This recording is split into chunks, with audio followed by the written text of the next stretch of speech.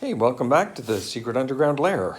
Working on the BedrailCNC machine. I've added a driver now for the Z-axis rather than using the one that came that I had earlier, which was a much simpler driver and lower current driver. I've added this higher capacity driver for the Z-axis. I have swapped out the little block underneath here to get this belt lining up properly. And we have mounted the router into the sled. And I have a little pen now. I'm just going to show a little plotting program that I've got just to kind of demonstrate our accuracy. So, first little test. That's today's adventure.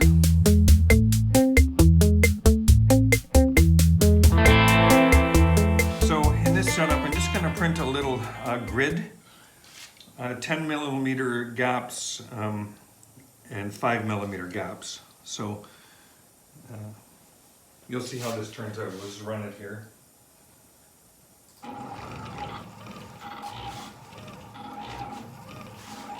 Actually, I should have moved that out a little bit.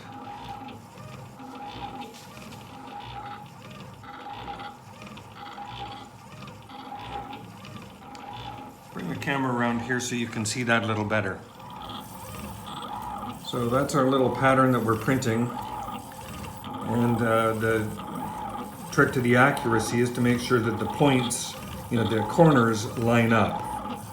And they're looking pretty good, especially for the kind of sketchy way that I have this pen set up in the holder here.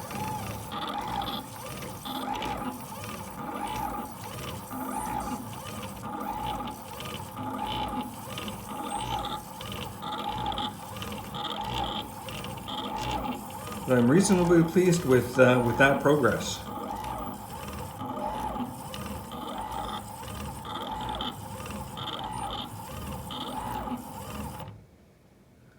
That's looking mighty good. A little bit of variation, but I think I can attribute a lot of that to just the way the pen is clamped in there and the way it drags. So I'm going to be happy with that for now, anyway. Okay, so that's our test. Next, I'll put a router bit in, and we'll actually try and carve a little piece of wood. So the first thing that I'm going to cut with this tool now is actually parts to make a new Z-axis sled. So kind of similar to a Maslow approach, the Maslow CNC, as somebody had suggested. Yeah, I'm going to take that approach. This won't give me enough travel, and it's a little bit of a sketchy setup to begin with, but it's enough to start. So that little router bracket that will sit in this sled is going to look a little bit like this. It'll be a little box. There will be two vertical rails that run down here. Those are 8 millimeter rods running on linear bearing, and then a sled that runs on linear bearings will move up and down those rods. And or rails, let's call them the vertical rails. And the router will be mounted to that sled with a stepper motor, and I'm going to use a slightly larger stepper motor to drive a lead screw to pull that up and down. So it'll be a little bit more secure, a little more travel, and probably a little bit more conventional. So I'm going to go design these parts. Certainly the back, I can do these other parts probably simply on the table saw, but I want to make sure on this back part that I have the holes perfectly aligned, because that vertical travel is critical.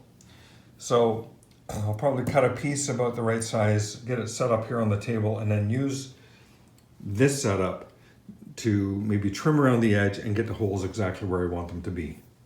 So I'll come back when I have that part designed. All right, I have everything set up again. I have a little program ready to go, which I'm just going to run now. Yeah, the point of this is raising it up to 15 millimeters of travel and going around. So while this is running, I'm going to show you a couple of things that I've got problems with.